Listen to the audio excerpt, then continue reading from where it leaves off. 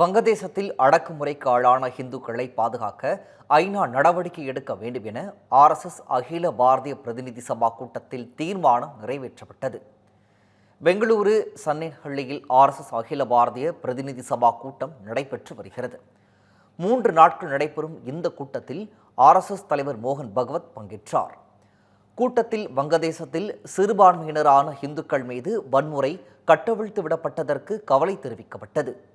மேலும் இந்த விவகாரத்தை பாரத அரசு வங்கதேச இடைக்கால அரசின் கவனத்திற்கு கொண்டு சென்றதை சுட்டிக்காட்டி தீர்மானம் நிறைவேற்றப்பட்டதுடன் அந்நாட்டு அரசுடன் பேச்சுவார்த்தை நடத்தும் அதே சமயம் அங்குள்ள இந்துக்களின் பாதுகாப்பு, கண்ணியம் மற்றும் நலனை உறுதி செய்ய வேண்டும் என ஆர்எஸ்எஸ் வலியுறுத்தியது.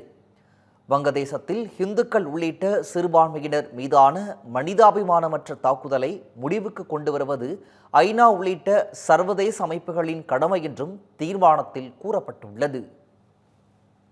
ஈடில்லா பட்ஜெட், இணையில்லா வளர்ச்சி. உலக அளவில் இந்தியாவை தலைநிமிர்த்தி தமிழகத்தின் உரிமை காத்த மத்திய நிதியமைச்சர் நிர்மலா சீதாராமனின் மாபெரும் பட்ஜெட் விளக்க பொதுக்கூட்டம். அனைவரும் வாரீர், அழைக்கிறார் டால்பின் ஸ்ரீதரன், மாநில துணைத் தலைவர் பாஜக.